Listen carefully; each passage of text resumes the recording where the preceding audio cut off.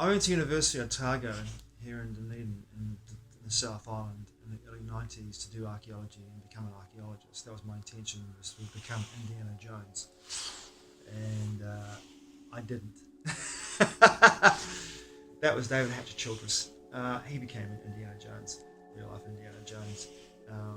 But I went to university to become an archaeologist and study archaeology. And mainstream archaeology to me made absolutely no sense.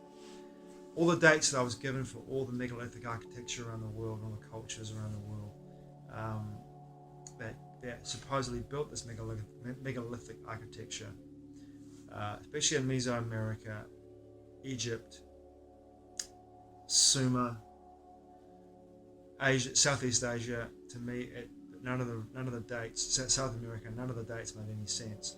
I really felt as if a lot of the structures that were built on top of these particular regions, Teotihuacan, Angkor Wat, being two examples, were buildings that were built,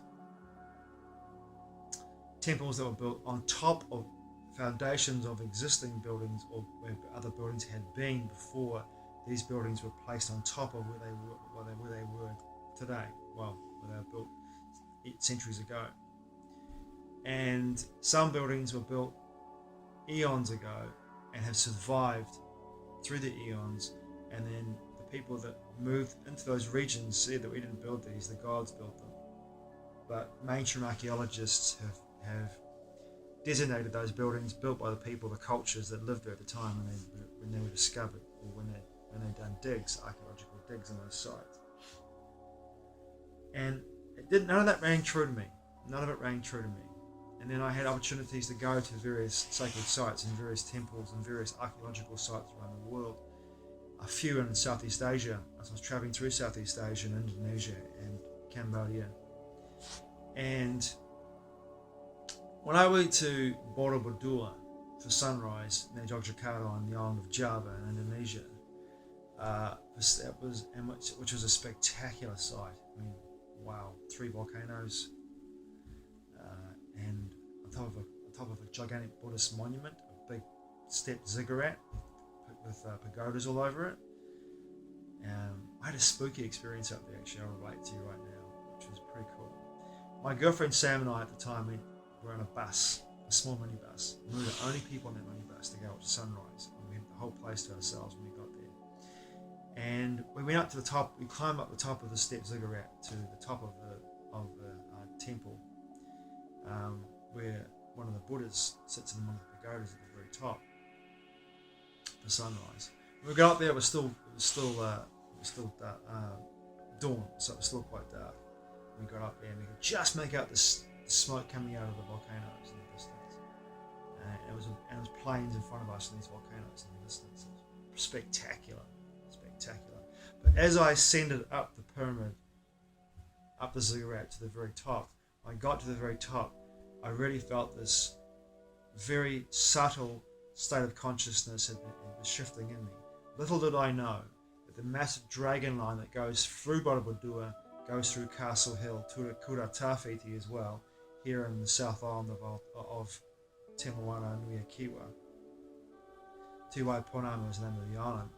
And that particular dragon line goes through Kura Tawhiti, their Waitaha initiation site, and what the Dalai Lama called the spiritual center of the universe.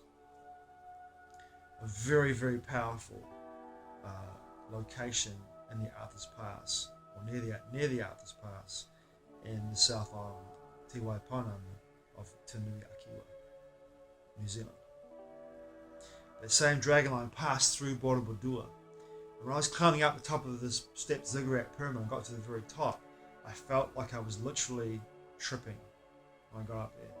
I felt my consciousness was truly elevated in a way, but I was not aware of it in the state that I was at the time, how deeply it was transforming me, how it was uplifting me. And when I got to the very top with Sam, we were standing there in the silence, and then it was still very warm, very hot. This was in June of 1997. When we got to the very top, there was a little man with a little broom, like a stick with these sticks coming off it, sweeping around the pagodas. And he looked at me and Sam. He couldn't speak a word of English. He spoke to us in Bahasa, Indonesia. I understood what he said. He basically said, walk around this pagoda where the Buddha is 3 times and you only have good luck. So Sam and I walked around at first light on this pagoda where this particular Buddha was. And we walked around it 3 times. And the minute we walked around it, the 3rd time, he'd gone. He'd vanished. He literally was there on the side of the pyramid. We walked around once, he was still there. 2nd time, he was still there. 3rd time, he'd gone. I thought, where the fuck had he gone to? He had vanished. The man had gone, like he was never there. And I looked down the cigarette. He was like 4 levels below us and over to the left, to the right-hand side. And there was no way he could have got from where he was down to that particular part of the pagoda in less than what would have been 5 to 6 seconds with us walking around the pagoda. There's no way. So either he bilocated himself from there to there, or was already down there and bilocated to the top to tell us how to go around the pagoda 3 times, or he teleported himself from there to there, because there's no way he could have got from there to down over there in less than 5 to 6 seconds. No way. And we had walked around the pyramid, so around the pagoda at the very top, and you could see through the holes of the pagoda. You could see through the cross-hatching in the pagoda. You could see the Buddha inside, and you could see him on the other side as we walked around it. So he had vanished from there to get down over there. That was a very mystical experience for both of us. We were up there for about an hour until it got searingly hot, looking out towards the volcanoes and just watching the smoke coming out of them, billowing out of them, going like, fuck, this is truly outrageous. And remember, if Graham Hancock's, and it is true, his knowledge and his information he presented about that Sundaland, this enormous continent that during the last ice age was all above the water. So the entire Indonesia, Southeast Asian region was all above water at some point. This particular area where Borobudur was used to be a mountaintop, and it still is to an extent, but like was literally on a mountaintop on top of this what has now become Java Island. And I really felt when I was up there on this particular temple, on this ziggurat pyramid, that was far older. The site was far older than we were told, and these pagodas built on the structure were built maybe a long time after, but the site itself was far older and had been built upon by other cultures. But the original culture that built on that site, I don't know who they were, where they came from, but I really do feel as though with marine archaeology, studying that whole region of Southeast Asia and submersibles, they could find, I would think, enormous metropolises and cities all through that entire Southeast Asian basin region where there once upon a time was above the water. And moving on to Sumatra, we were in Berastagi. Sam and I were in Berastagi on the way to going to Danau Toba, the volcanic island in the middle of a crater, which was amazing, incredible place to travel to. Amazing place. And when we were there in Berastagi, there was 2 English boys that were there in the same. We went to our guest house. We went to have a meal at a particular restaurant, and these 2 English boys were sitting there again, absolutely tanked, pissed, in this restaurant bar that we were at. I got talking to them both. And they just come back from an expedition that they took 3 days to get out there and 3 days to get into this place, into a swamp, where there were Khmer temples built in the middle of the swamp. I was like, where the fuck is this? I've got to go there and check it out. He said, mate, if you're going to go there, think of this. Now, this was proper English explorers. They were really hilarious, posh boys, but really funny, quite posh. Yes, we're posh boys. We like to travel, we like to explore, yes. And we like to drink a little bit of rice whiskey and get absolutely pissed, old boy. Like that kind of like classic. But these guys were in their early 20s. Anyway, so they'd gone to this location in the middle of a swamp in Sumatra to look at these Khmer temples. And I was pretty gung-ho to go there, and Sam didn't want to go. She said, there's no fucking way I'm going to go. Traveling through a swamp full of mosquitoes. They might have dengue fever or worse, and get sick doing that. forget about it. So I decided, okay, I'll let it go. I'll go to Angkor at some point when I go to Cambodia and go by myself, because I knew Sam was going to leave and go to Canada. I was going to stay in Southeast Asia for another 6 weeks or 8 weeks and do my own traveling by myself. So eventually, I got to Cambodia and across from Poi Phet to Siem Reap.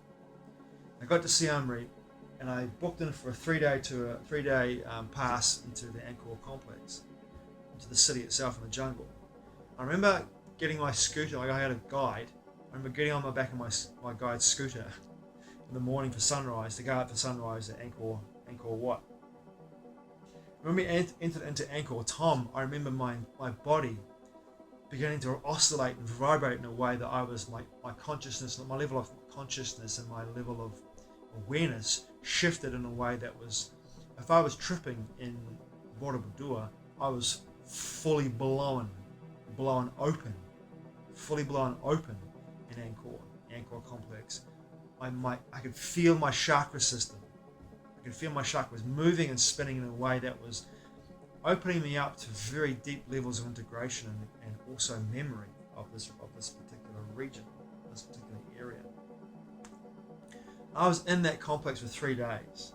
By the third day, I was so exhausted mentally, physically, and spiritually due to the nature of what I was downloading and integrating by being there.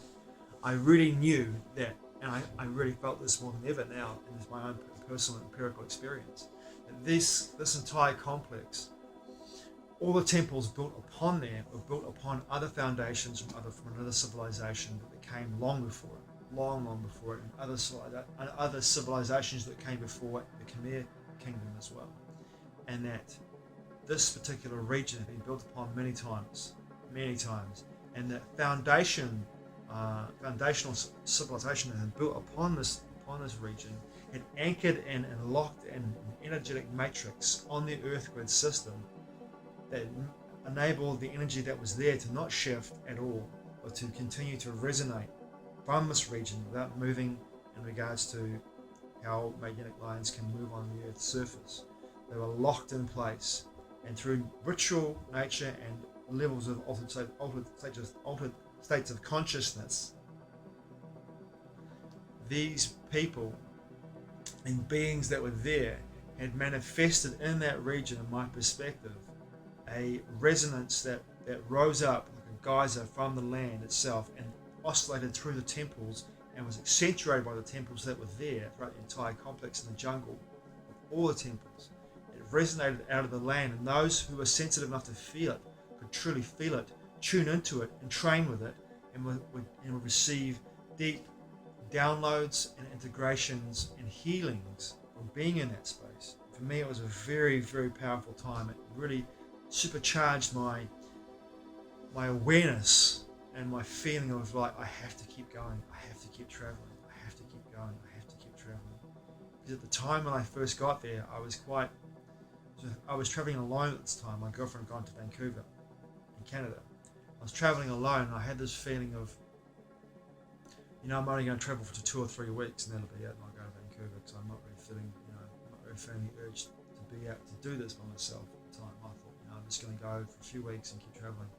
But I had this massive shift in confidence and this uplifting feeling of faith, like the energetic infiltration of my being was so intense and so powerful that it made me feel incredibly safe, uplifted, confident, and expansive in a way that I hadn't felt traveling through Asia before. And I felt like I really had to keep going. And there were many other places that I was drawn to, and I had to go to them. And one of those was Puno Savan, the Valley of the Jars in Laos, in the northeastern corner of Laos. And I traveled 3 days to get there by jeep, by truck, by hitchhiking, and by car to get to this location, the Valley of the Jars, where this little village was, where the jars were. I remember getting to the Valley of the Jars and seeing these enormous cylindrical jar-like objects, some of them up to like 8 feet tall, 6 feet tall, enormous things, in a paddock, really, covered with with craters where cluster bombs had been dropped by the Americans during the Vietnam War, because the Ho Chi Minh Trail had come through Laos from behind, over the hill from Vietnam, over the mountains from Vietnam. The Ho Chi Minh Trail came down through Laos and then back into Vietnam again. And the Americans had cluster bombed the entire region where the jars were, and miraculously most of the jars were still intact. But the cluster bombs had fallen in the region and created these enormous craters. And I'd found a number of open cluster bombs, clusters that bomb like casings that held these cluster bombs, pineapple bombs, small bombs, all kinds of little bombs in these big clusters that had fallen out of the sky and created these craters that were in the place. But like I said before, miraculously hadn't blown up a lot of these big, enormous jar-like structures and objects. And I wondered, who the fuck built these, and to what purpose were they here for? Who built these, and what was their purpose? It was the most bizarre place to go to, because there was no actual infrastructure around at all in the Province of Van that I could see in regards to temples or buildings or structures. There's just these enormous spread of jars, like some giant, some enormous giant had taken these jars and just flicked them out into this enormous landscape paddock, really a field at the base of some mountains. It was very unusual. I had no real energetic confluence or energetic downloads there when I was there, but I was left with this mystery. Who made these, and to what purpose were they for? There's been various ideas about what they were used for, but for me at the time when I was there, I had no idea what they were there for, what they were used for. And it was truly bizarre to actually go to that landscape and see these enormous edifices, monumental edifices, and go and climb all over them and climb in them and go what the fuck were these used for? It's so bizarre. But in my experience with Southeast Asia, there definitely was, in my perception, at some point in prehistory, when Sundaland was above the water and during the last ice age, this whole region was lived in. And I would imagine that if we did some marine archaeology through that entire Southeast Asian region with submersibles at great depths, we would find enormous metropolises and cities beneath the ocean, at the base of the ocean floor. There were once upon a time plains. Thanks for watching. I truly appreciate it. Matewa. I'll see you again soon.